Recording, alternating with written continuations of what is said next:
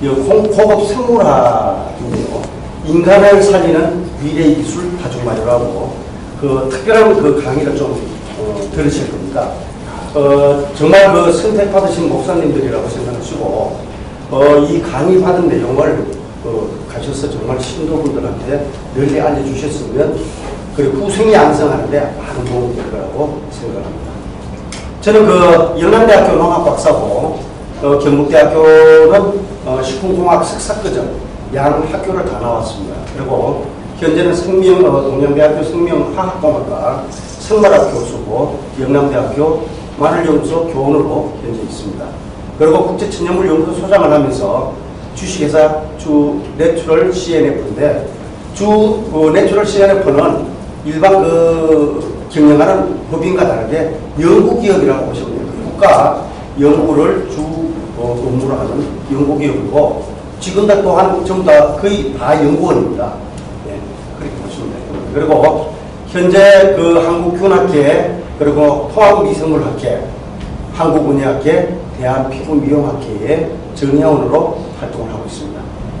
특허는 그 다중발 부분이 12건이 특허 등록이 되어 있고요. 기타 부분이 1건, 상표 등록은 어제까지 7건이네요. 그리고 특허 출원이 18건, 상표 출원이 7건인데 그 특허 등록은 비밀을 유지하기 위해서 특허 등록을 해서는 안 되는데 우리나라 그 국가가 연구를 하기 위해서는 차를 몰기 위해서는 운전면허가 있어야 되듯이 국가의 연구과제라든가 국가의 일을 하기 위해서는 특허가 운전면허하고 똑같습니다. 그래서 냈기 때문에 이것은 연구를 하기 위한 특허지 일반인들한테 보여드리기 위한 특허는 아니라 하는 것을 이 자리에서 밝혀드리겠습니다. 인간을 살리는 미래의 기술 다중발효를 이제 말씀을 드리는데 인간을 위협하는 요인들이 많기 때문에 앞으로의 다중발효가 절실히 필요한 겁니다. 그래서 우리를 위협하는 요인들은 중금속이 채택되겠죠. 수원이라든가 이소카드뮴. 수원은 어디에 많이 들어가는가 하면 수원하고 나본 화장품에 많이 들어있습니다. 특히 수입 화장품에는 기준치 이상으로 들어있기 때문에 미백이 좋다든가 다른 효과가 좋다고 생각하는 화장품류는 특히 조심해서 보셔야 되는 부분이고요. 비소는 어디에 많이 들어가는가 하면요. 광물질 분말. 그렇게 시중에 광물질 분말로 얼굴 팩을 한다든가 하는데 비소가 많이 들었습니다. 그래서 이 부분이 전에 김영애 씨가 항토팩 했었죠. 예전에. 그게 이제 철 부분을, 철 성분을 식약청에서 문제가 삼았었는데, 나비라든가 비소라든가 이런 수원이라든가 이런 부분은 그때 좀 문제가 안 됐는데, 모든 부분이 발효를 하지 않고는 강물질에는 수원이라든가 나비소가 공익 기준치 이상으로 들었다 하는 것을 알고 계셔야 됩니다. 그리고 또한 카드뮴이 제일 문제인데 카드뮴은 뭔가 하면요. 우리 인체에 들어가면 아주 문제를 일으키는 그런 부분인데 한약이 자체적으로 카드뮴을 좋아합니다. 한약재가요. 그래서 한약재가 재배가 되는 과정에 카드뮴을 좋아해서 우리 사람들이 우리 한국 사람들은 된장을 옛날부터 좋아하죠. 그와 같이 한약재 특정 일부 부분은 카드뮴을 좋아하는데 이 부분이 기준치 이상으로 들어갔을 때는 문제가 된다. 근데 이제 예를 들어서 우리가 평생을 살면서 한약을 밥 먹들 안 하기 때문에 가끔 병을 고치기 위해서 먹기 때문에 큰 문제는 되지 않습니다만은 이게 국가 규정상 규제를 하고 있기 때문에 이 부분은 억울하게도 규제 대상입니다. 그걸 잘 아시면 됩니다. 그래서 이런 부분이 있고 또한 독성물질 스테로이드에 대한 부분 잘 아시죠? 스테로이드제는 통증이라든가 모든 부분을 잘 조정을 해주는데 세레스톤 칠하는 거 그림 아시죠? 아세요? 그게 스테로이드 제제입니다. 그게. 금방 그 피부 질환이 났을 때는 바르면 아주 쉽게 하루 만에 금방 낫지만 이것을 오래 장복해서 바르게 되면 그 피부 껍질과 피질에 이게 그 분할이 나고 안에 누리채게 됩니다. 그러면 어떻게 되겠습니까? 피부가 완전히 망가지겠죠. 이런 부분. 그리고 곰팡이 독은 뭔가 하면요. 보톡스 맞으시는 거 있죠? 보톡스. 보툴리눔이거든요. 보툴리눔 균인데 그게 어디에서 사는 균인가 하면 그 고등어라든가 또 꽁치라든가 이런 통조림이 혹시 부패가 됐을 때 깡통 윗면에 파랗게 일어나는 그게 균이 보툴리눔 균입니다. 그게 보톡스의 주름을 피는 걸로 이용을 하고 있죠. 그 위험한 겁니다. 그게 1g이면요.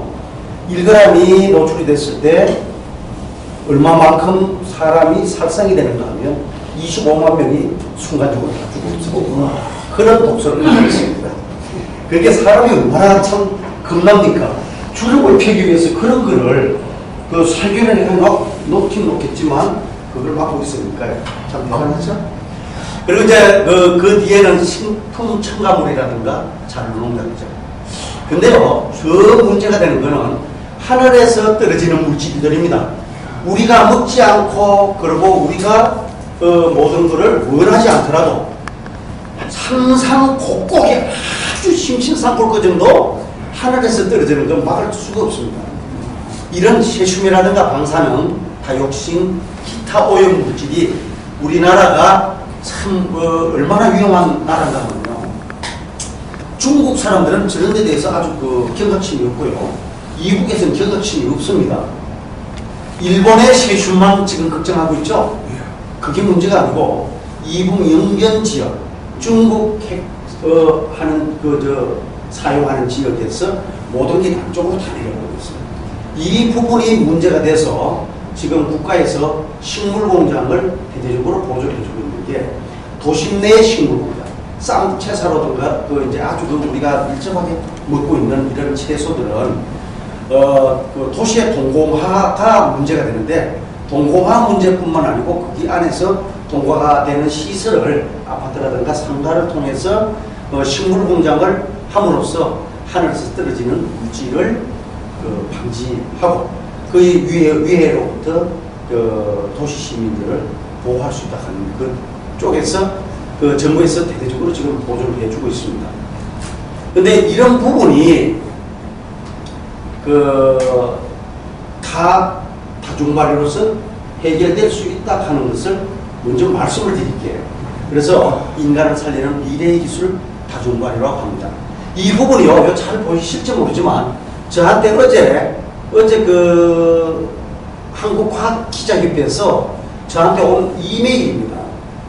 일본의 세슘 이 부분 때문에 긴급 회의를 하자고 어제 또 왔어요. 보세요. 일정이 지금 다 잡혔습니다. 이 부분이 문제가 안 된다면 왜 이걸 긴급 과학자들 회의를 하자고 이메일을 보내겠습니까? 그래서 이렇게 된 부분들이 어디를 위협하는가 하면요. 우리의 DNA를 위협해서 그 DNA 이 부분을요. 한 군데를 끊는다든가 여기를 일이 붙어야 되는데 A의 길이 붙는다든가 단절이 되게 된다면 다음 세대에 기형아가 나오겠죠. 큰일 납니다. 제일 큰 문제가 되죠. GMO 식품이라고 많이 들어봤죠. 미국의 유전자를 변형시킨 콩을 먹은 소고기가 들어온다. 그래서 그게 문제가 된다. 얘기 많이 들어보셨어요? 이게요, 우리 아이들이 지금 배우고 있는 부분입니다. 우리나라에서 GMO가 된 식품들은 전혀 지장이 없고, 미국에서 들어온 GMO 식품만 지장이 있는 건 아니잖아요. 제일 GMO 식품이 뭔가 아시죠? 통일벼가 우리나라의 GMO 식품입니다. 요사이 나오는 화물 도마대 또 길쭉한 거 있고, 많지만 딱딱하죠? 아무리거든. 이런 거 전부 GMO 식품이에요. 무슨 말인지 아시겠죠? 그런데 미국 사람들이 우리나라 사람을 얼마나 무식하게 보겠습니까? 저 나라는 옛날부터 제무식품 배가 다 먹어먹고, 자기는 콩들 좀, 변형해가지고, 가축들 먹인다고 제무식품 들어오면 안 된다. 그거 축산물 들어오면 안 된다고 난리치기는 거는 세계의 우스꽝스이 그렇게 되는 부분입니다. 그래서, 원예, 지금 현재, 아까 제가 원예과 나왔겠죠? 원예과와 원예과학과, 원예생명과학과에서는 DNA만 연구하고 있어요. 거기는 DNA 연구는 모든 게 GMO라는 거예요. DNA를 조작해서 일어나는 작물, 채소, 과일들은 전부 다 GMO입니다. 그래서 이런 부분을 콩도요, 아무리 GMO로 해서 했지만 이걸 다중발효하면요, DNA에 변형된 거를 다 없애버립니다. 그래서 이런 부분이 미래의 인간을 살리는 다중발효 기술이다. 이렇게 말씀합니다. 어디를 공략하느냐? DNA의 암호문을 공략하고요. 면역계를 교란하여 질병을 일으키게 합니다. 그러니까 알러지라 하는 거야. 알러레기. 알러레기가 뭔가 잘 모르시죠? 알러레기 피부병으로 취급을 하는데 피부병이 아닙니다. 뭔가 하면요, 뇌에서 판단을 잘못해서요, 어떻게 되는가 하면 예민해집니다. 피부를 예민하게 만듭니다. 우리나라가 이북하고 지금 대치를 하고 있죠. 저기 동해안 지역에 지금 강릉 쪽에 무장공비 10명만 나오면요, 전체가 그리고 막 와 다 몰려. 군인들이 그리 다 몰려가는 거예요. 그게 알러레기입니다. 근데 군지 체계가 정확히 돼 있다면, 야, 일개 연대면 거기 가고 딱딱 차단해. 그런 식으로 하면 면역력이 아주 좋은데, 그렇지 못하고 우왕좌왕 막 이리 쏠리고 저리 쏠리고 예민하게 반응하는 게 알러지죠. 알러지라고 보시면 됩니다. 진짜 쉽게 말씀드리는 겁니다.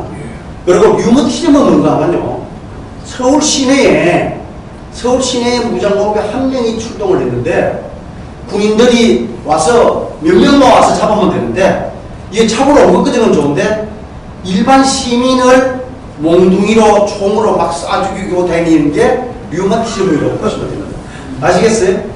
그래 온몸에 막 여기서 터지고 온 청지가 아파지고 메디메디 다 타고 이래 되거든요. 이런 부분은 면역계는 뇌를 잘못 조정을 해서 면역계가 되는데, 그렇게 되다 보면 면역계나 뇌나 거의 갖다 보시면 되죠. 근데 면역계는 면역계고 뇌는 뇌기 때문에 그렇게 할 겁니다. 그래서 일단 이런 부분이 완전히 정상화가 되는요, 한번 보세요. NK세포가 암세포가 있다면 이래 전부 다 공격을 해갖고 잡아먹게 되는데, 그렇지 못하다면 면역계라든가 이런 게 흐트러졌다면 얘들은 얘들이고 암세포는 그냥 커나가게 돼서 암이 말리암까지 가게 되는 부분입니다. 재미없죠? 예. 괜찮아요? 예. 그러면 나는 누구인가? 지금 목사님들 나는 누구인가 생각해 본 적이 있습니까? 내가 누군가? 내가 참 중요한 겁니다. 보세요. 인간을 살리기 위해서 인체내 대표가, 인체내, 우리 몸속 대표가 우리 몸속에 사는 미생물과 협상을 하고 협정을 맺었을 때 정확히 우리 몸이 건강하게 잘 굴러가는 겁니다. 아세요? 이런 말씀 들어봤어요? 새로운 거죠. 제가 아니면 이런 감이 아닙니다. 봐봐요. 2000년도 인체 내 미생물 유전자 총수가 파악이 됐습니다. 그래서 우리의 유전자 수는 10만 개다 몇십만 개다 하지만 3만 5천에서 4만 개가로 판정이 났고, 인간계는 유전 정보는 한 30억 개다. 그래서 유전이 애가 태어날 때는 남자가 30억, 여자가 30억 해갖고 곱하기 2가 돼서 60억 정도의 유전 정보로 인간이 태어나게 됩니다. 근데 인간 세포 100조 개보다 우리의 인간 총 세포가 100조 개입니다. 100조 개보다 우리 몸속에 사는 미생물은 100배가 더 많아요. 이것이 요 위에서 말한 대로 우리 인체 내 대표와 미생물, 체내에 사는 미생물 대표가 협상을 하고 협정을 맺어서 야 그러면 우리가 너한테 해롭히지 않고 유익한 일만 하면서 같이 살아나가자 이래서 공생을 하고 있는 겁니다. 이것은 인체 대표와 인체 내 미생물 대표가 협정한 것과 같이 공정공약 공생하면서 생활하기로 한 것이다. 그래 인체의 진짜 주인은 그러면 뭡니까? 미생물입니다. 지금 본인들이 본인이라고 생각하고 내 자신이라고 생각하는 나가 미생물의 세상에서 봅니다. 그래서 일부 과학자들이 이제는 인간의 인체의 주인이 미생물이기 때문에 인간을 다시 정의하자고 지금 일부 논문을 발표하고 있습니다. 그래서 보시면 과학적인 방법으로 증명이 돼야 할 거 아닙니까? 인체 내에요. 미토콘드리아라 하는 세포 내에 이런 부분들이 보시는 바와 같이 유사 세균으로 해서 살아가고 있습니다. 그걸 들어가면요, 요 안에 다시 핵이 있습니다. 얘들은 얘들대로의 한 개의 별개 핵이 있고 머리가 있고 모든 생각하는 면이라든가 모든 야들 세상이 따로 돼가고 있어요. 이런 부분이 인간 세포보다 100배가 더 많다. 100조에서 곱하기 100을 해야 되겠죠? 어마어마한 겁니다. 그런 부분이 있습니다. 그래서 미생물이 무엇인가? 제가 생각했을 때는 도깨비 방망하면서 부자 방망입니다. 아시죠? 근데 과거에 여기 제가 말씀을 잘못했는데 우리 현명한 우리 선조들이 이 미생물을 미물이라고 그랬어요. 미물. 그 부분을 좀 잘못 판단하고 잘못 말씀을 하시는 것 같아요. 왜 사람답지 못한 사람을 에이 미물보다 못하노 이래 얘기했죠. 미생물은요 전체가 잘못된 부분, 전체가 사람보다 못한 사람 미생물도 있지만 사람보다 더 똑똑하고 더 유능한 미생물들이 더 많이 있습니다. 그래서 과거에 미생물을 어디다 쓰는가 하면 한의학, 민간의학, 식품에 응용했는데 한의학은 법제를 할 때 그러니까 구정부포를 한 건 뭐 있습니까? 구정부포 한 거. 홍삼이 것도요. 숙취향 있죠? 예. 이것이 미생물을 이용한 법제입니다. 홍삼을 왜 홍삼을 만들었는가 아십니까? 홍삼을. 예? 홍삼을 왜 홍삼을 만들었는가 아세요?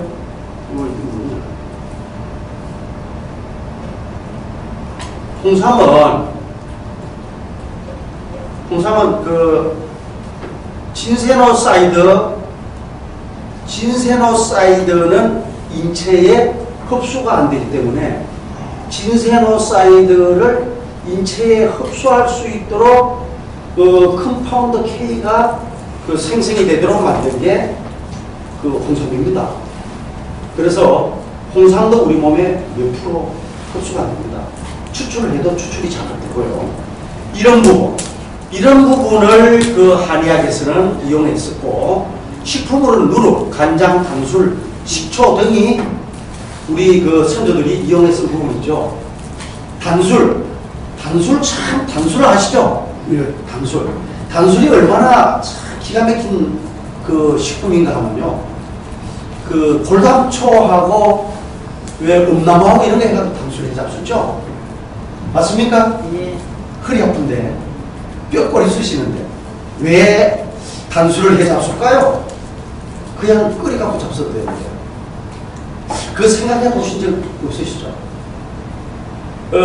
골담초는요 엄청난 알러지 성분을 갖고 있습니다. 알칼로이드에 우리가 막 급성 두드러기가 나는데 골담초를 그냥 삶아 먹으면 이 중에 10명 중에 한 분 정도는 생명의 위협 정도 갈 수 있는 정도의 알러지 물질을 갖고 있습니다.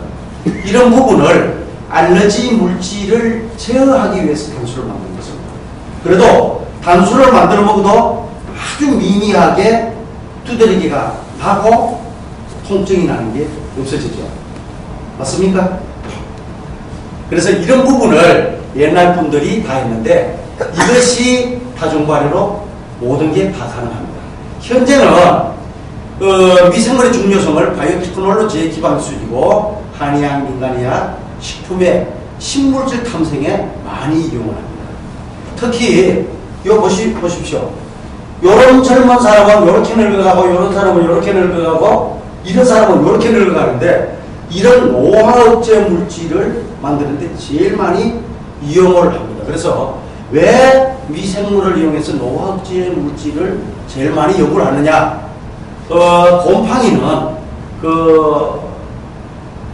곰팡이는 노화억제 물질과 미백과 주름을 개선하는 물질을 공이 거의 90% 이상의 곰팡이들이 다 그 생물 공정 과정에 다 생산을 하고 있어요. 그래서 그런 부분이 제일 많이 식물질 탐색에 이용이 되고, 한의학에서는 약침을 주사제는 3cc, 5cc 뭐 이 정도의 양을 넣어야 되지만 약침은 몇 cc 정도 넣어갖고 주사하시는 거 아세요? 아시는 분 계세요? 0.3cc 0.3cc에서 많이 넣어야 0.5cc입니다. 그러니까 일반 주사제의 10분의 1이죠. 3cc, 5cc니까요. 예. 그 정도로 넣어서 효과가 날 수 있는 원료를 개발한 것이 약침물입니다. 그리고 식품에는 이게 제일 중요한 부분이에요.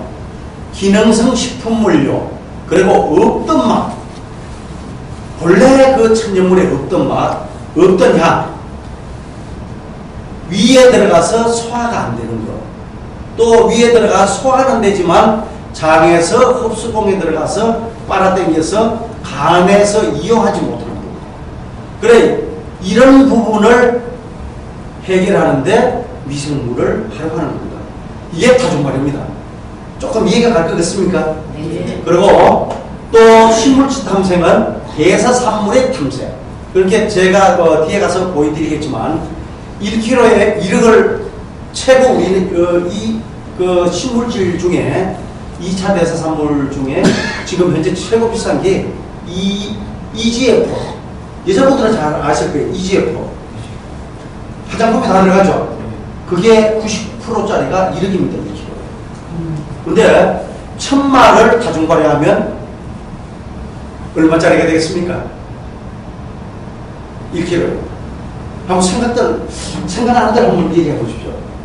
EGF가 1억인데 1000마를 발효해서 대사산물을 빼냈을 때 얼마짜리? 예? 3억입니다. 3억. 그래서 이런 기술을 해야 우리나라 먹고 살겠죠. 앞으로 이 기술이 돼야 됩니다. 그런데 아직 우리나라의 대학에서 이런 강의를 안 하고 있어요. 정말 큰 문제입니다. 그동안 저는 왕따 당하고 있었습니다. 네가 그 정도로 똑똑하면 노벨상 따는데 왜 시골에서 그 짓을 하고 있느냐. 사람은 항문이라 하는 건요, 울타리가 있어야 되지. 옛날 지구가 둥글다. 영창 갔잖아요. 만유인력 떨어지는 거 발표다 영창 갔죠. 얘 사형당합니다. 저도요, 그동안 엄청나게 얻어맞았기 때문에 제 제자가 50명 이상 되지 않고는 내가 이론 정립을 안 하려고 작정을 합니다. 왜? 똑똑한 게 제니까요. 그래서 이런 부분. 그리고 고부가성 부여. 아까 금방 말했죠. 단순가공에서 생물공정을 거쳐서 고부가로 탔어요. 인체 노화억제 물질. 아까 말씀드렸죠. 이 중요한 거는 인체 노화억제 물질보다 더 중요한 게 있습니다. 요새는 영양분의 포화, 그리고 식품이 너무 많아진 상태에서 인체의 독성이라 하는 게 많이 쌓이죠.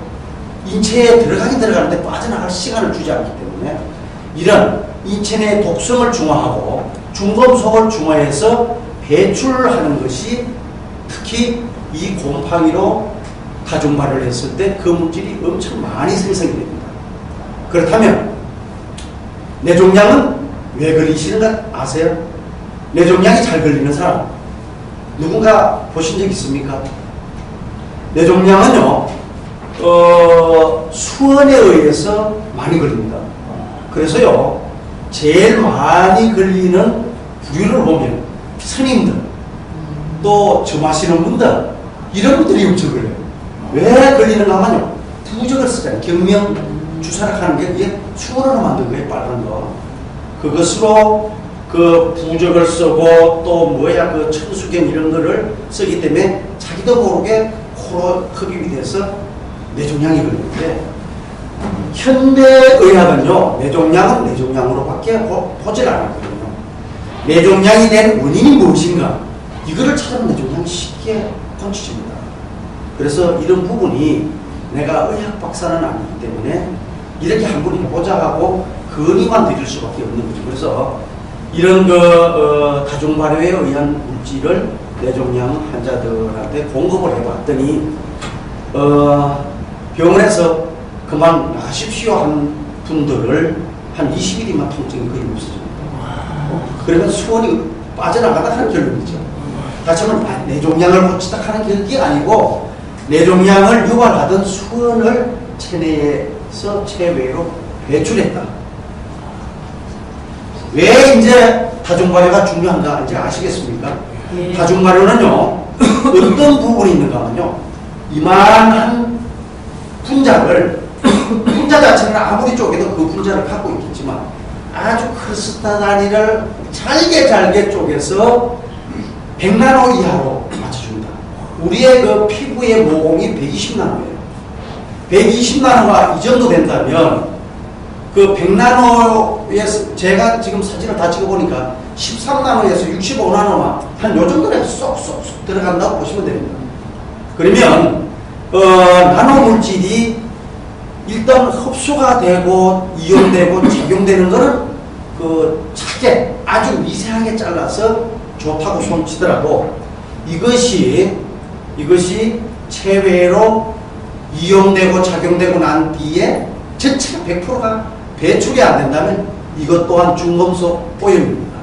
근데 이것이 100%가 배출이 되기 때문에 중금속으로부터 우리가 자유로울 수 있다. 그래서 인간을 살리는 미래 기술 다중발효 제목 이래 붙여도 되겠죠? 네. 다중발효를 하는 이 그 내용은요. 제가 그 처음에 발효를 해서 보니까 나노 물질이에요. 그래서 나노 고체 발효, 나노 발효, 나노 물질을 작년, 재작년까지 인터넷을 잘 하시는 분들은 그 나노에 대한 그 이론 정리 부분하고 사진 부분을 많이 보셨을 겁니다. 이 이론이 제가 내놨던 부분이거든요. 그래서 국가 평가위원들이 이제는 봐봐 그거 식상하니까 그만 쓰고 다른 단어를 쓰자 해서 만든 게 다중발효입니다. 제가 만들고 싶어서 만든 게 아니고요. 국가에서 이거를 이 단어로 쓰자. 그래서 요새 들어가 보시면 그 내추럴 CNN밖에 이 단어 사이트가 없을 겁니다. 그래서 미생물은 인간의 마음을 읽고 행동합니다. 미생물이 얼마나 똑똑한가 아세요? 그 암 걸리신 분들 걸리다가 나오신 분들은 아실 거예요.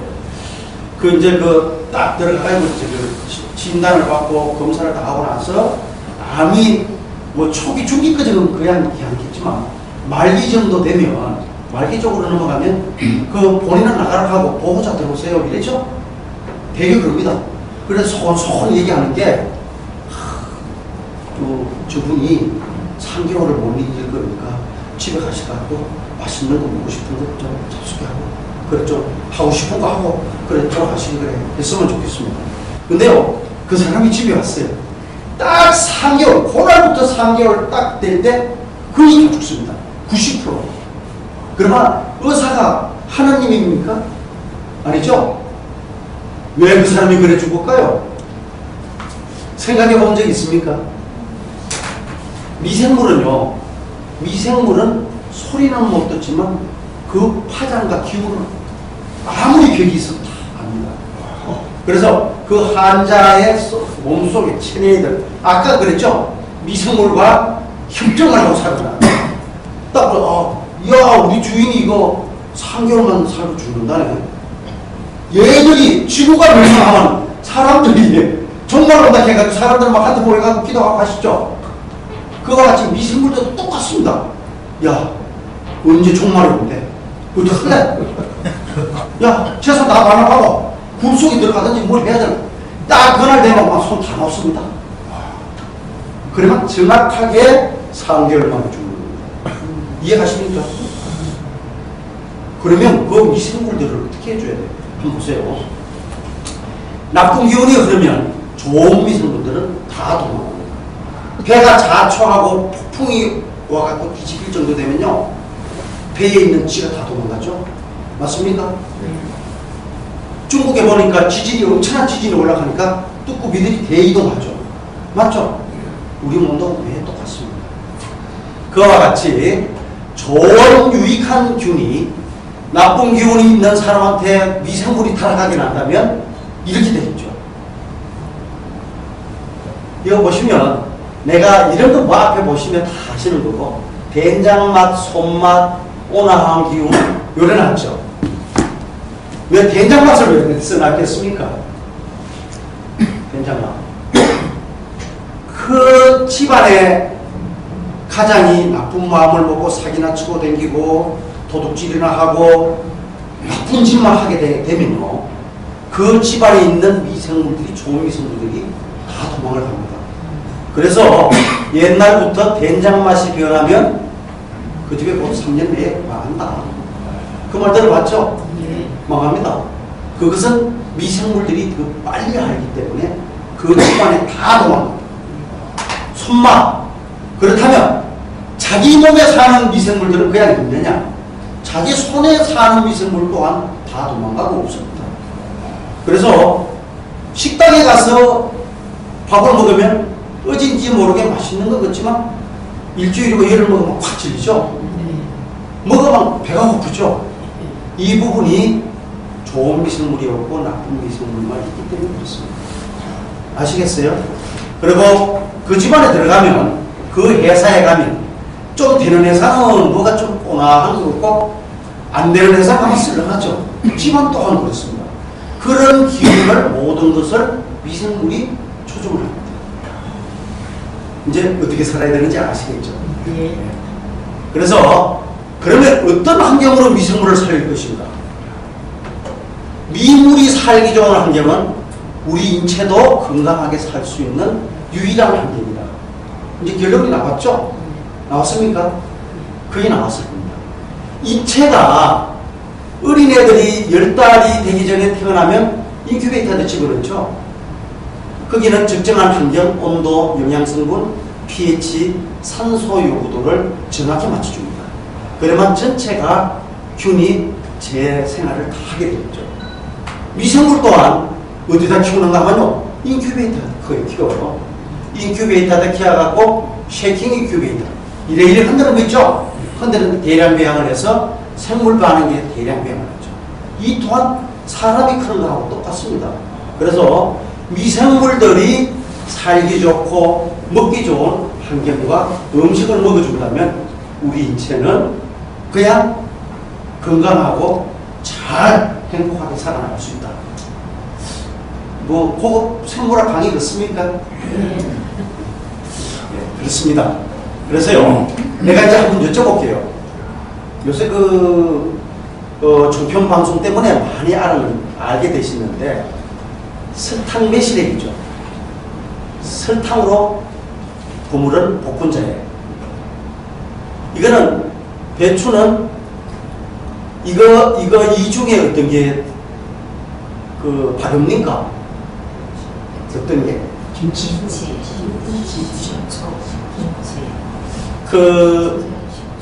이거 한 가지 말씀드릴게요. 김치뿐만 아니고 미생물끼리 부딪히면 싸움이 일어납니다. 싸움이 일어나는 걸 알겠죠? 미생물과 미생물이 부딪히면 싸움이 나요. 김치를 담으려 하면 몇 가지 미생물들이 합쳐지겠습니까? 마늘에 사는 거, 또 누구네는 고추에 사는 거, 또 젓갈에 사는 미생물, 배추에 사는 미생물, 그리고 손으로 한다면 손에 사는 미생물 다 합쳐지겠죠. 그러면 얘들이, 누군가 힘센 사람이 그 도시에 가면 카페들이 세력 싸움할 때 어떡합니까? 살인하고 난리가 나죠.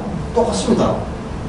여기에서 평정이 되는 과정에 여기 세포 외 소포체들이 막 완전히 피바다가 되는 거죠. 피바다. 그러면 그 물질이요, 발암물질. 아시겠습니까? 근데 다른 데 가서 이 말씀하시면 안 됩니다. 아니 이건 배추김치 한 개도 못 파는 거예요. 큰일 납니다. 그리고 메주를 띄울 때 메주 땅을 딱 나누면 어떻게 됩니까? 푸른 거, 흰 거, 누런 거, 검은 거 다 들어붙죠. 걔들이 메주로 있을 때는 따로 자기 영역이 딱 정해져가 있어요. 그거를 된장을 딱 가면 어떻게 되겠습니까? 걔들 또 싸우겠죠. 이 싸웁니다. 여기요, 뭉크를 잠그고, 다그를 잠그고, 여기 먹을 싹 없애고, 여기 한 석 달 놔두고면 여기 싸우지 않겠습니까? 배고프면 서로 잘 먹고, 싸우고 힘쉬는 것만 안 되니까, 소소한 애가 있고, 힘없는 놈 먼저 잡아먹고, 또 소소한 애가 잡아먹고, 맨주는 혼자만 하죠. 미생물도 똑같아요. 그런 가정에 온 천지 피고 난리가, 이거 뭐 성한 데 있겠습니까? 이거 난리 나죠. 그래서 마지막 완전한 발효가 되지 않고는 발암물질이 생성되겠죠. 됩니까? 됩니까? 오늘 정말 잘 오셨습니다. 그래서 보시는 바와 같이 천년식초는요, 집에서 만든, 옛날엔 집에서 초항아리 해갖고 집에서 초 만들어 가지고, 초는요 꼭 술이 됐다가 초를 넣는 겁니다. 완전 발효식품은 천년식초입니다. 아시죠? 일단 알코올이 생성되면 모든 균들은 다 없어지죠. 그러다가 초상균이 다시 들어가서 천년식초가 됩니다. 그래서 이거는 완전한 식품이 되고, 여 위의 것은 좀 위험한 부분입니다. 내가 간단하게 말씀을 드릴게요. 제가 인도 농수산부 장관이 바이오 에탄올, 바이오 디젤을 개발해 달라고 해서 지금부터 한 10년 전 우리나라의 바이오 에탄올, 바이오 디젤이라고 하는 단어 자체도 없을 때 인도 지역을 방문했습니다. 그래서 남부 지역을 쫙 순회를 하는데요. 그 사탕수수밭이 끝도 없이 펼쳐져요. 근데 거기서 만드는 설탕을 만드는 공장들이 언제 씌워졌는가? 아마 1942년도, 45년도, 뭐 40년도 시작죠. 보니까요, 인도 사람들이 얼마나 형편없는 사람인가 하면, 이게 공장을 가동을 하다 보면 이거 파이프 세고 이러는 걸 좀 갈고 이래야 돼요. 우리나라 같은 거 새 걸 만들었을 텐데, 영국 사람들 식민지 있었잖아요. 그 사람들이 만들어준 설탕 공장을 그대로 했는데, 김다세지, 뭐 다세고 뭐 엉망진창이에요. 그래도 그 설탕 나오고 다 합니다. 근데 어떻게 만드는가 하면요, 사탕수수를 착즙을 해서 거기서 이제 뭐 표백제도 넣고 화학제도 넣고 해가지고 흰설탕을 만들어내는데, 사탕수수를 착즙한 거를요 컵에다 말아갖고 딱 6시간만 놔두면 바로 술 됩니다. 효소가 어마어마하게 많은 거죠. 근데 우리가 설탕물을 타갖고 컵에다가 놔두면 어떻게 되겠습니까? 한 달 때도 안 썩을걸요. 안 썩죠? 사람 몸에 들어가도 안 썩습니다. 그래서 매실액을 90일 만에 꺼내서 1년이 넘어가야 설탕독이 빠진다. 설탕독 안 빠집니다. 설탕독이 빠지게 할 수 있는 것은요, 미생물들이 설탕을 먹어서 술을 만들고 식초를 만들어야 빠져나가는 겁니다. 그러면 뭐가 바르지 이제 아시겠죠? 그렇습니다. 그래서 이런 배양기로 미생물을 배양해서 발효를 해야 되는 거죠. 그럼 발효를 하는 정의를 이제 이 정도로 해줬으니까 발효가 뭔가를 먼저 아셔야 돼요. 발효는요, 이게 발효조입니다. 발효조락 하기도 하고 생물 반응 기락 하기도 하고 바이오 리액터락 하기도 합니다. 여기서 특정 조건 영양분의 농도를 적당한 조건에서 배양하여 목적 산물을 만들어내는 게 공업적인 의미에서 발효를 하고요. 또 생성물에 따른 발효는 효모 뭡니까? 술약이죠. 이스터. 옛날에 막걸리 담을 때 왜 이래 씹으면 구수하죠. 이스터. 술약. 그것을 만들 수 있는 게 알코올, 글리세롤, 이산화탄소, 아세tat 이런 거를 만드는. 그러니까 효모로 발효하는 것은 이런 걸 만들고, 곰팡이로 발효하는 건 이런 걸 만듭니다. 그리고 세균으로 발효를 하면 이런 부분을 만드는 것이 발효를 한다. 근데 식품공학적인 발효의 의미는, 정의는 뭔가 하면 미생물을 이용하여 알코올이라든가 초산, 젖산이 발효 최종 산물이 되어야지 발효라고 합니다. 그거 잘못됐죠? 왜 잘못됐습니까? 알코올, 젖산, 초산은요, 한 가지만 봤을 때 그렇다. 효모로 봤을 때 그렇다 이 말이죠. 맞습니까? 곰팡이로도 하고 다 합니다. 유산균으로도 하고. 무슨 말인지 알겠죠? EM균으로도 하고. EM균이 뭔가 합니까? EM균. 내가 아까 얘기했죠? EM균은 4가지, 5가지 종족을 묻어놓은 겁니다. 다시 말해, 끔디, 흰디, 누룽디, 뭐 다 묻어놓은 5가지 인종을 묻어서 너희들 좀 일 좀 잘해. 이래놨는데 얘들이 환경이 열악한 환경이 된다든가 이렇게 된다면 어떻게 되겠어요? 싸움이 일어나게 되면 그것 또한 문제가 된다. 그럴 수도 있다 이 말입니다. 또 이렇게 해갖고 이행 하시는 분들이 도끼들 거라고 이거는요, 이 부분은 내 이론이 아니고 생물공정공학이라는 대학원 교재가 있어요. 그게 내가 지금 가르치고 있는 교재에 그렇게 나와 있는 겁니다. 무슨 말인지 아시겠죠? 나의 의견을 말씀드리는 거 아닙니다.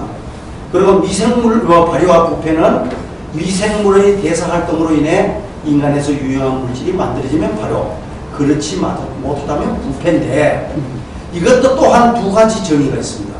미생물을 이용하여 내가 원하고자 하는 것을 발효 산물에서 얻었을 때는 발효라고 그러고, 그렇지 못한 유용한 물질이라도 내가 원하지 않은 물질이 만들어졌을 땐 부패다. 내가 알코올을 만들려고 발효를 했는데 초산이 만들어진다면 그것도 또한 부패입니다. 내가 아미노산을 만들려고 하는데 초산이 만들어진다면 그것 또한 부패라고 보십니다. 그것을 식품공학적 의미에서, 그래서요, 이 자체, 발효의 정의 자체조차도 우리나라에서 아직 정립이 안 된 상태입니다. 아시겠습니까? 그래놓게 종편에 막 떠들고 도사들이 나와갖고 아무리 얘기를 해도 식약청에서도 말 한마디 못하잖아요. 정립이 돼 있어야지. 정립이 안 됐잖아요. 예, 이런 부분을 정립을 하고 발효를 하지 않고 발효를 했다 하는 사람들을 감시 감독을 하기 위해서 제가 단체를 만들려고 정보를 하고 있는데 아직 잘 안 되고 있습니다. 그래서 효모와 그동안 효소의 정의. 효모는 뭐고 효소는 뭐냐? 정말 헷갈리는 부분입니다. 이거 대학교 다닐 때, 고등학교 다닐 때 생물학 시간에 이거 다 배운 겁니다. 효모는요, 이스트로서 알코올 발효에 이용하는 부분이고, 원기소 있죠, 원기소. 이 원기소 잡수면서 크신 분들 다, 연세 많으신 분들 다 원기소 어릴 때 한두 통 다 잡숴봤을 거예요. 원기소가 뭔가 아시죠? 맥주 효모입니다. 맥주 효모. 요새는 우리나라가 엄청나게 싸게 팔죠. 옛날에 원기소도 못 만들어갔고요. 미국에서 갖고 들어오는데 어마어마하게 비싸게 팔았죠. 효모입니다. 효모. 그거 먹으면, 그걸 먹어서 그 자체의 영양성분도 있겠지만 비타민이나 그것이 몸속에 들어가서 소화를 잘 되게 해서 밥맛을 돌아오게 했죠. 밥맛. 그렇게 밥보다 더 보약은 없습니다. 그리고 효소는 뭐냐? 효소는 참 재미나는 부분입니다. 우리 몸이 살아가는데 우리 몸에 필요한 물질, 체내 물질을 만들기 위해서는 모든 효소가 몇십만 개의 효소가 있죠. 얘들이 살아갈 때는 살아가는데 엄청 도움을 주지만 딱 죽었을 때는, 죽으면서 사람이 어떻게 됩니까? 빳빳하게 굳죠. 굳었다가 어느 정도 지내면요 다 풀어집니다. 근데 이틀 만에 염을 하죠. 돌아가신 이제 그리고 굳기 전에 염한다고 빨리 하잖아요. 안 그래요? 하는데 이것이 좀 더 시간이 지나면 풀어집니다. 다시 굳었던 게 굳었던 게 딱 풀어지는 게 이게 뭔가만요. 살아갈 때는 살아가는데 도움을 주던 효소들이 이때부터 부패하고 썩게 만들기 시작합니다. 무슨 말인지 알겠죠?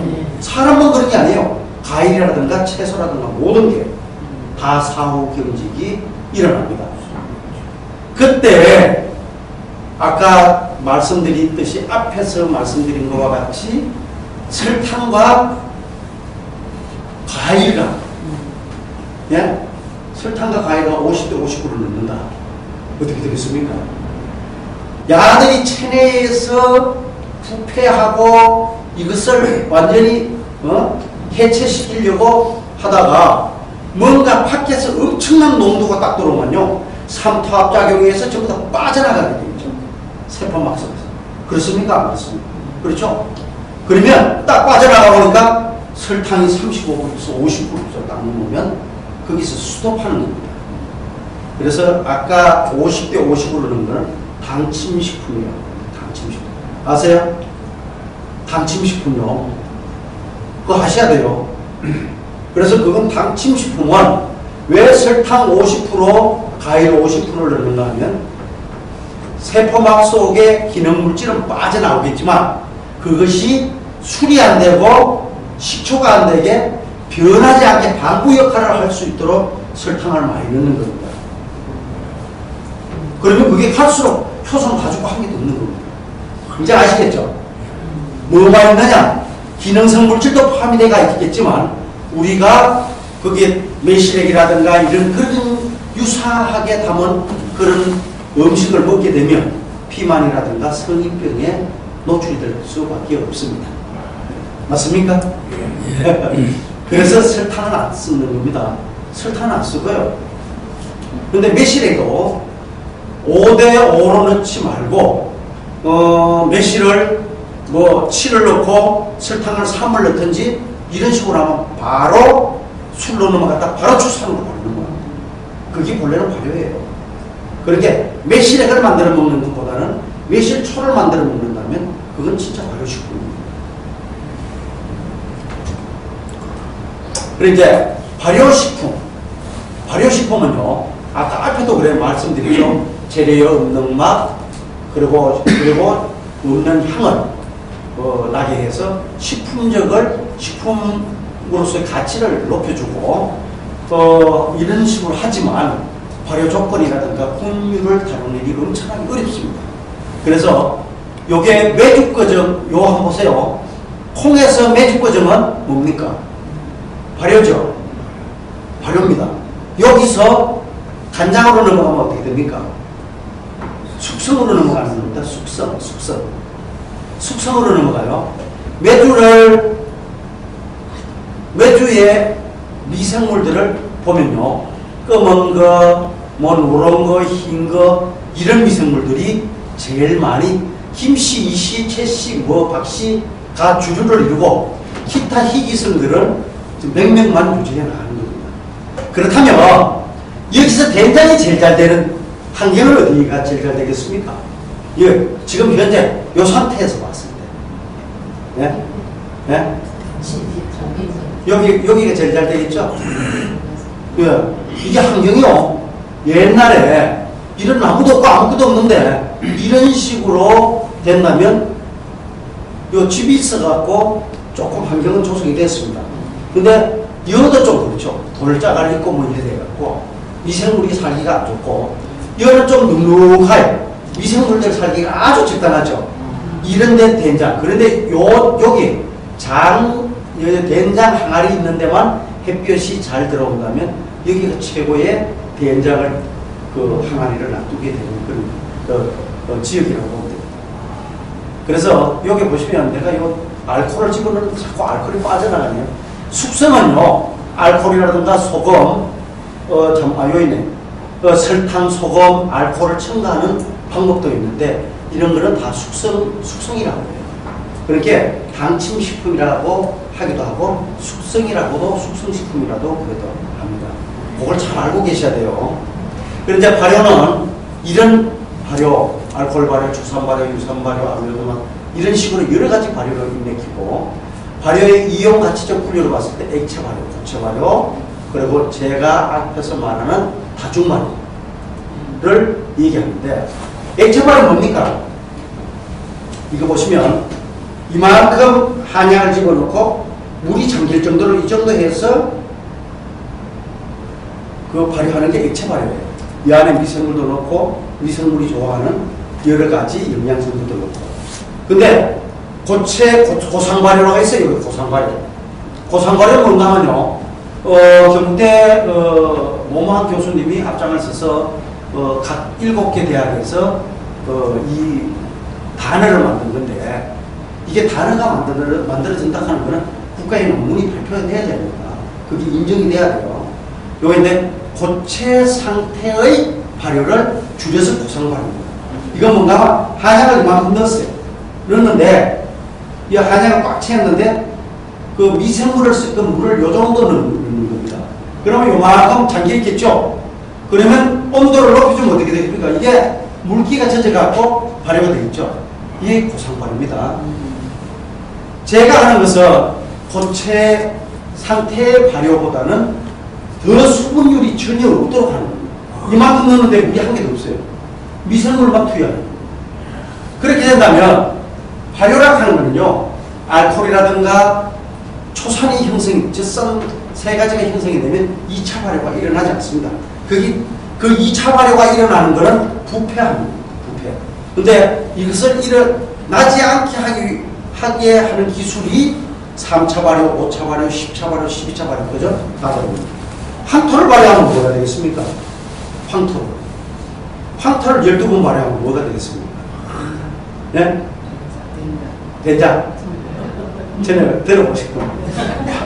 된장하고 청국장은요, 된장하고 청국장은 콩으로만 된장하고 청국장이 되는 게 아니고요. 미생물의 맛이라고 하는 걸 아셔야 돼요.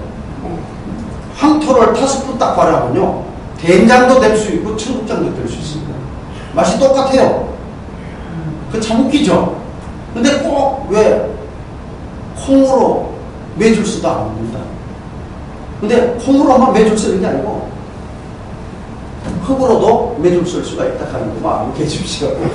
그건 내가 실험을 해서 결국 알아낸 겁니다. 그래서 이제 이거 하시고, 그리고 이제 다중 발효는요, 반복 발효가 가능해서 극미생 물질을 100나노 이하로 아주 잘게 쪼개기 때문에 인체에 빠르게 흡수하고 적은 양으로도 효과가 극대해요. 왜 적은 양으로 효과가 극대해야 되느냐? 우리가 밥을 정말로 소보다 더 많이 먹죠.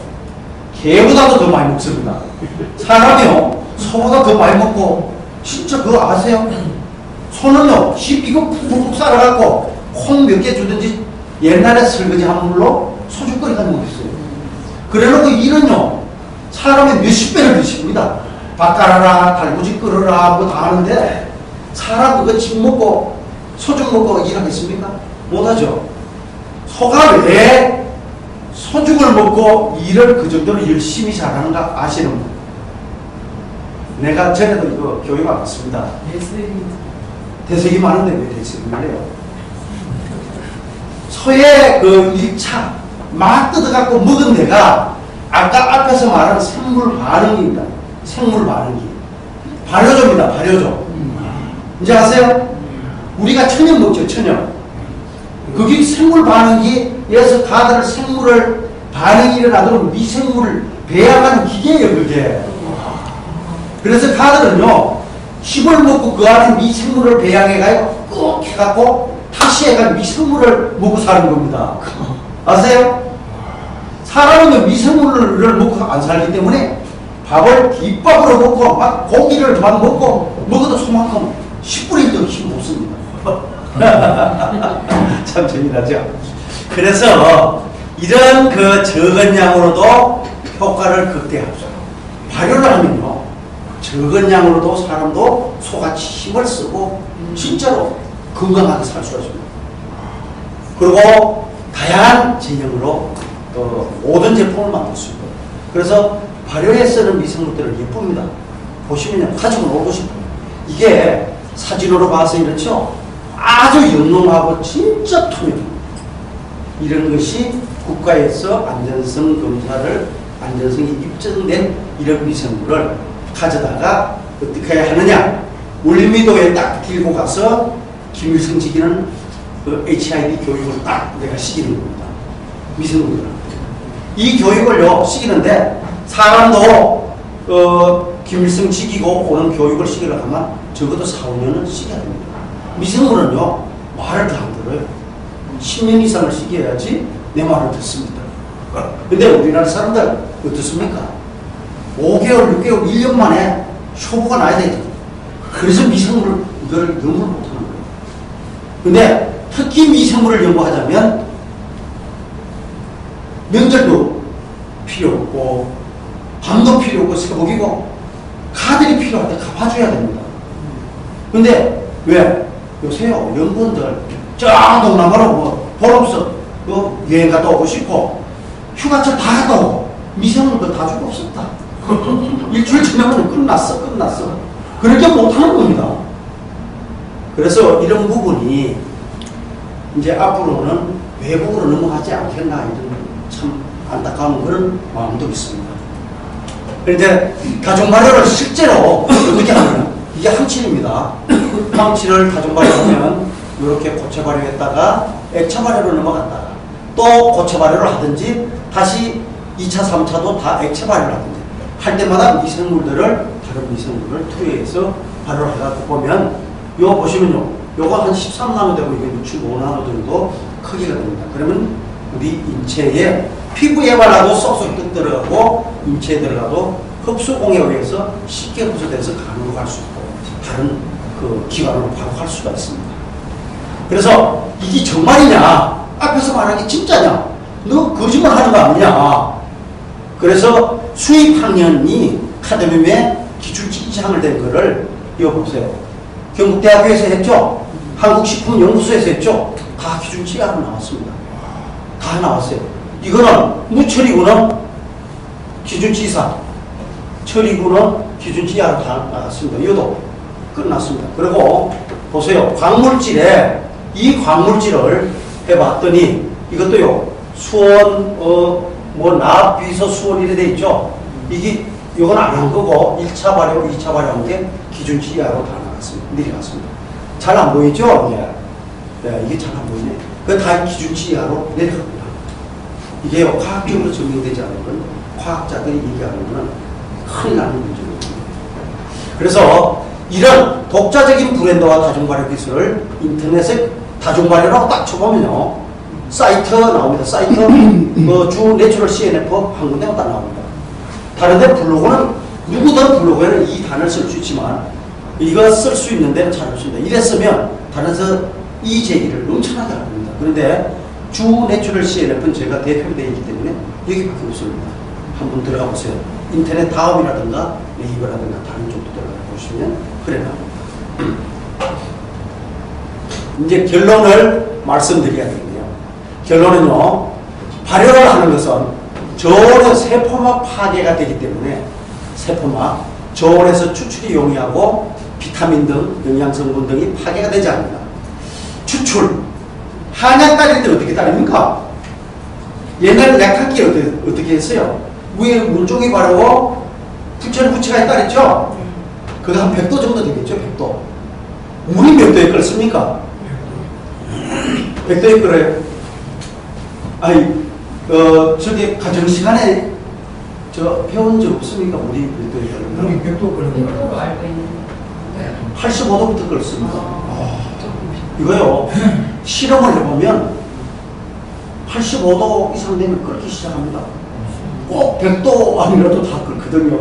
근데 그 모든 사람이 이게 과학이 얼마나 잘못되었냐면 100도에 끓는다. 미생물은 몇 도에서 죽습니까? 살균을 한다. 몇 도에 죽을 것 같아요? 몇 도에 죽는다?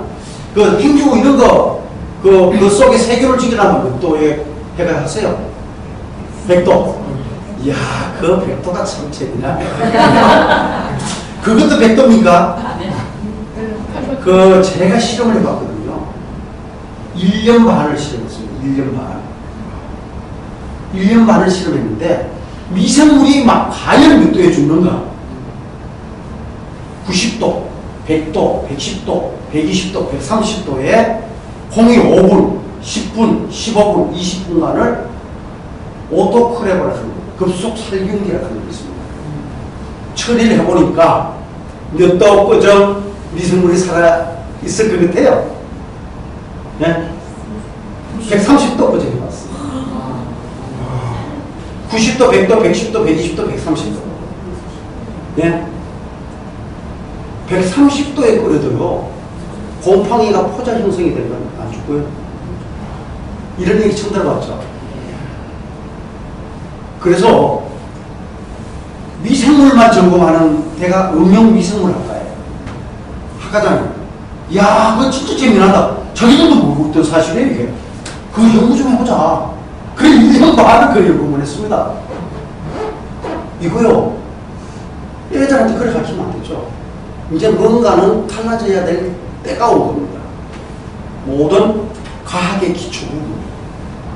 그러면 미생물의 크기는 얼마 정도 된다고 생각해요? 크기. 마이크로 단위입니다. 마이크로 단위. 바이러스는요. 바이러스 나노 단위입니다. 나노. 아세요? 그러면 여기에 그 생물학에 대해서 잘 아시는 분이 안 계시는 거네. 나한테 이 제기가 들어왔어요. 야, 너 머리만 허에 씨 갖고 있는데, 야, 마이크로 단위 그 미생물이 어떻게 나누는지를 맺느냐? 저를 올렸습니다. 불려 올렸어요.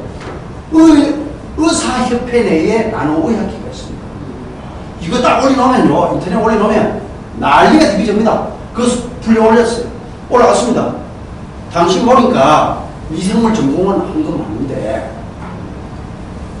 미생물이 마이크로 단위인데 어떻게 나노물질을 미생물이 만들어내나? 여기서 이렇게 앉아갖고 중간에 앉혀놓고요, 공격이 들어오는 거예요.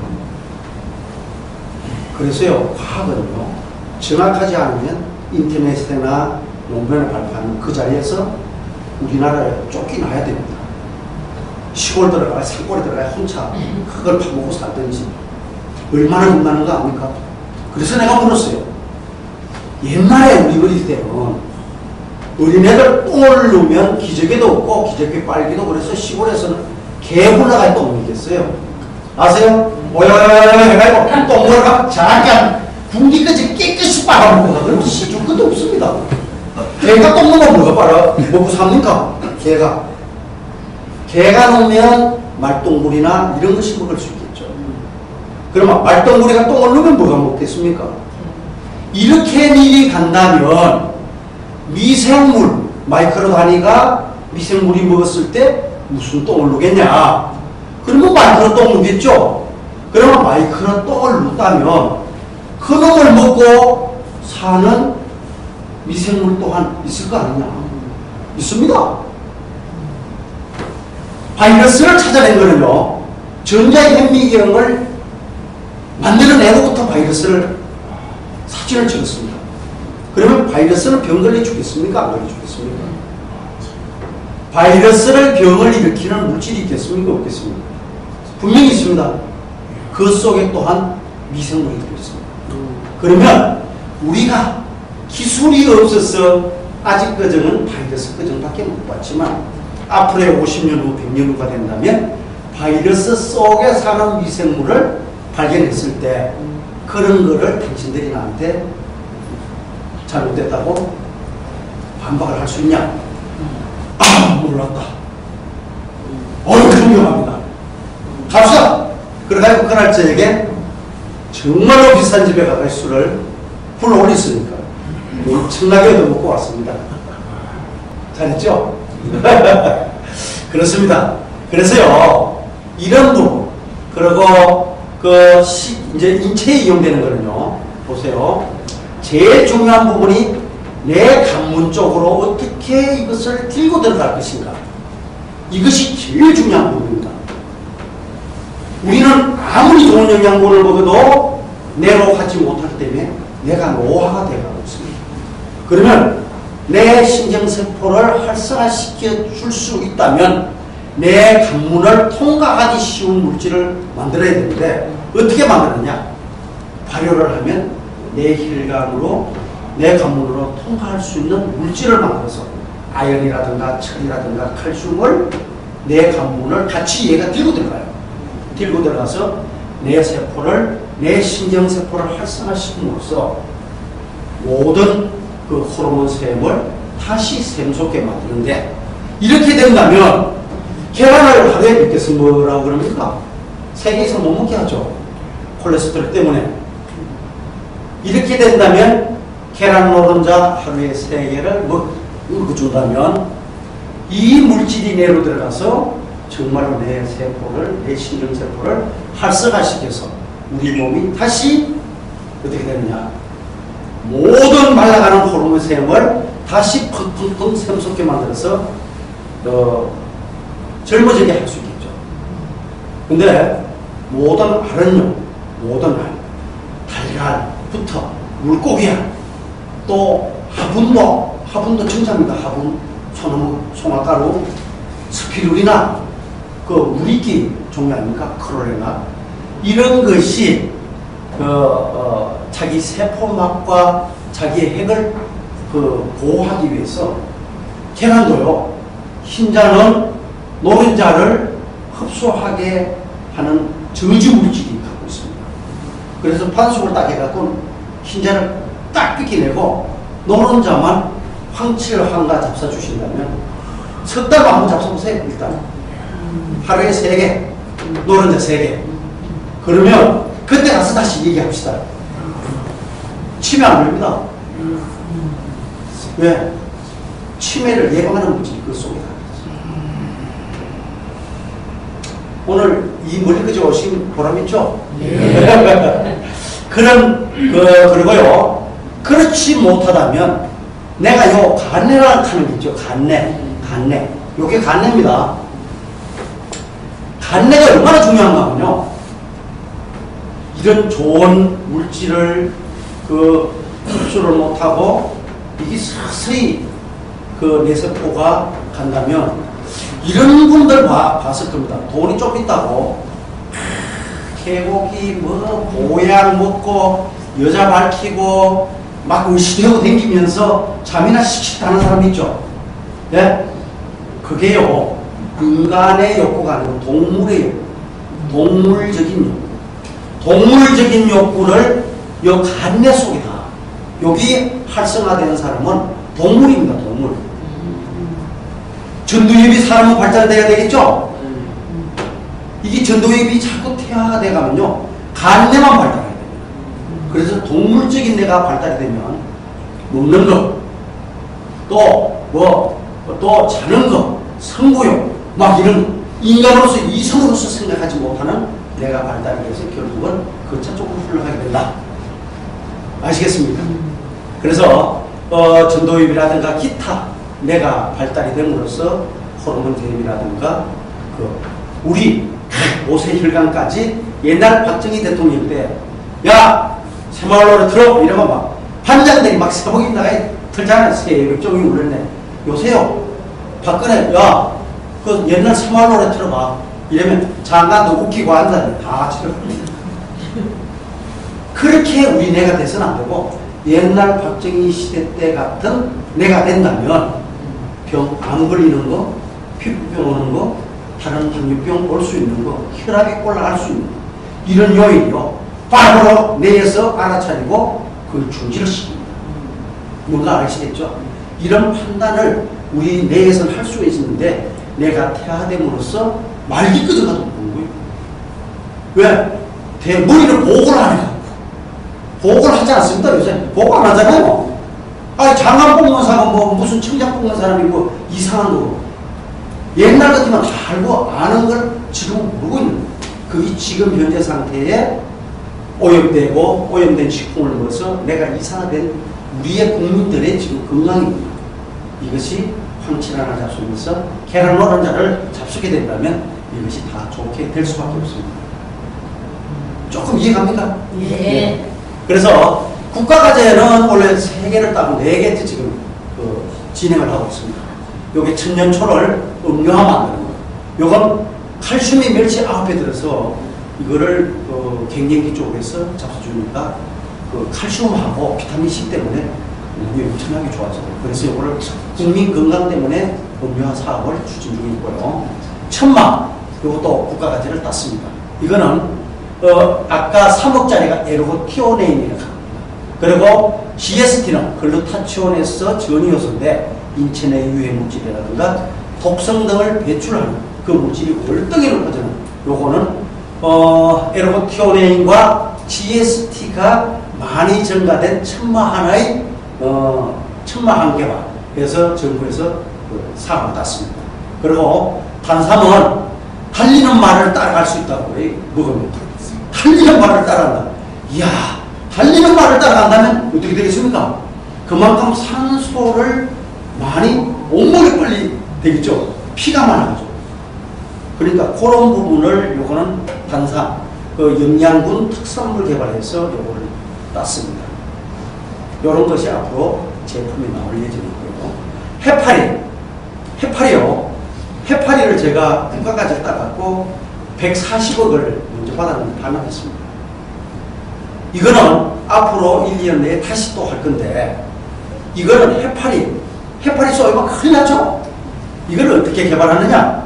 자, 먹고 마시고 바르고 목욕하고 가축에게 먹이고 만병통치 식품으로 부각하면요, 상계 바다에 이렇게 다 없어지게 돼 있습니다.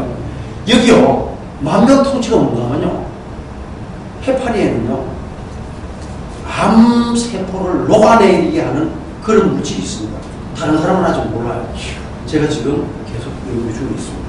그래서 먹는 거는 콜라겐을 먹죠. 바르는 건 콜라겐 드링크.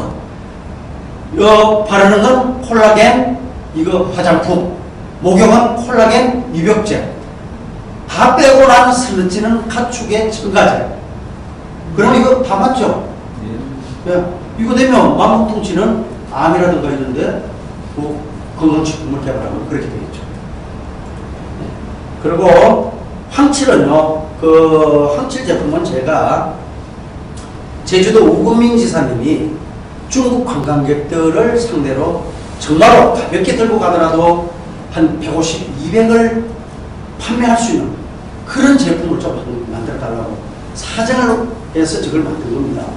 근데 그 전까지는 제주도는 광교를 3박스 들고 가봐야, 죽저 사자 들고 가봐야 3박스 10만원 미만입니다. 그러다 그 관광상품으로 되겠습니까? 그래서 이것을 이제 특허내고 출원하고 지금은 몇 개가 나가고 있죠. 논문 발표하고 다 했던 부분입니다. 그래서 이런 부분이 다 해놓고 난 게 목사님이 탁 나타나신 거예요. 진짜 복 많으신 분이죠. 박수 한번 쳐주세요. 그래서 앞으로 이런 부분을 잡수게 되면 황칠은요, 암 환자한테 좋고 완치 환자에 엄청나게 좋습니다.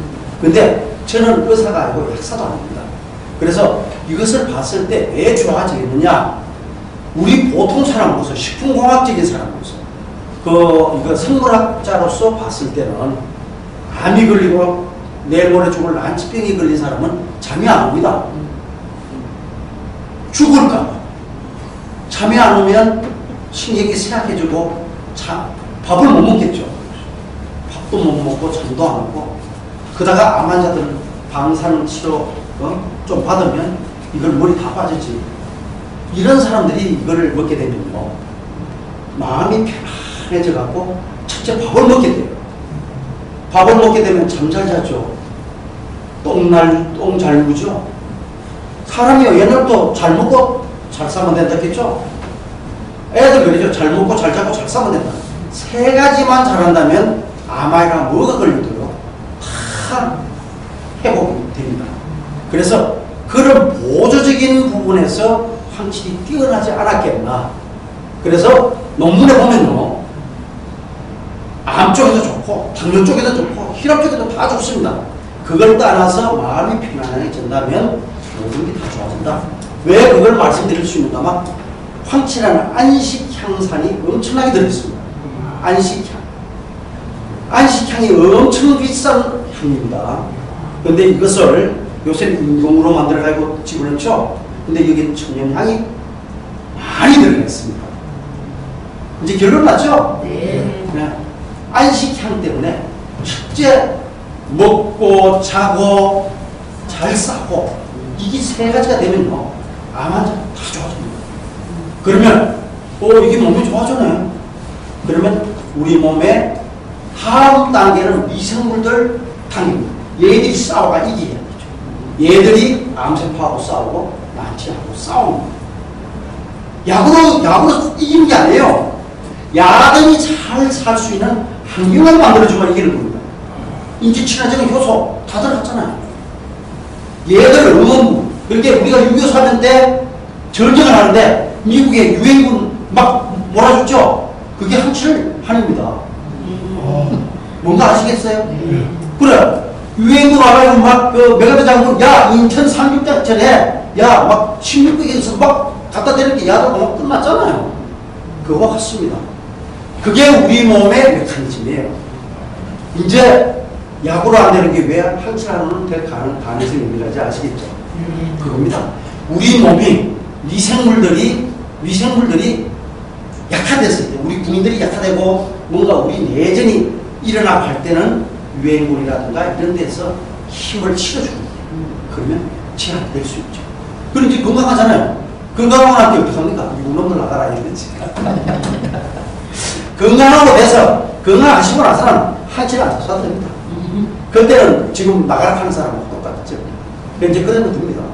그래서 이런 부분을 제가 생물학적으로 풀어드리는 거 잘했죠? 네. 만명통치락하는 건 없거든요. 예, 그렇습니다. 그래서 지금 나오는 게 화장품이라든가 이런 한이라든가 이런 스카프 버전 전부 다 개발은 다 해놓은 상태였습니다. 예, 이상입니다. 정신도 안 먹고 바로 가야 돼서 원래 12시 그전 하려고 했는데 지금 때문에 질문은 못 받아들이고 제가 출발해야 될 것 같습니다. 고맙습니다. 감사합니다.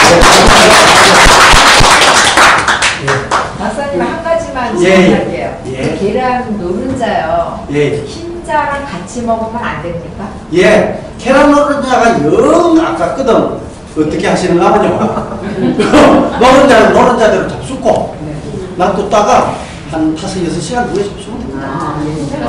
같이 먹었을 때 개 영양 성분을 흡수하는 걸 방해합니다. 날 끓여 먹어도 되죠? 예. 노란은 날 끓여 먹어도 되죠? 예, 노란장은 풀려가 노란장은 날로 잡수든 뭐 삶아서 잡수든 노란장은 잡수든 계란 알러지 있는 사람들 다 괜찮아요? 계란 알러지가 있는 분들은 물고기 알 있잖아요. 뭐 창란이라든가 이런 것도 가능하고. 아니 안 먹고 그냥 계란만 먹어도 예. 반응 나올 때 그런 사람들 먹어도 괜찮아요? 근데 좀 잡수고 나면 그런 알러지가 없어질 수도 있습니다. 몸에서 필요하면 알러지가 없어질 수도 있죠. 근데 거기 계란 노른자를 잡수기 어려우신 분들은 물고기하고 똑같거든요. 그런 것도 청란젓이라든가 이런 거 잡숴주시고 하여튼 그걸 잡숴주시면 더 좋아지고 안 잡수셔도 그에 대해서 좀 10분의 1 정도는 따라갈 겁니다. 예, 감사합니다.